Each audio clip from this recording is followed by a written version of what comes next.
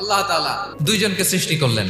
উদাহরণস্বরূপ একজনের নাম আব্দুল্লাহ আর একজনের নাম আব্দুর রহমান। সৃষ্টির পরে আব্দুল্লাহকে বললেন, আব্দুল্লাহ, আমি জানি তুমি পৃথিবীতে 50 বছর হায়াত পাইতা, খুব ভালো কাজ করতে, তুমি দুনিয়াতে অনেক ভালো কাজ করতে, এটা আমি আগেই জানি, আমার অসীম জ্ঞান বলে আমি আগে থেকেই জানি। তো যাও, তোমার এইমাত্র সৃষ্টি করলাম, যাও তুমি জান্নাতে ঢুকে যাও। আর আব্দুর রহমান, তুমি পৃথিবীতে খুব খারাপ কাজ করতে, এটা আমি জানতাম, তুমি সীমা লঙ্ঘন করবা, অন্যায় করবা, অপরাধ করবা, তুমি জাহান্নামী হবা, যাও।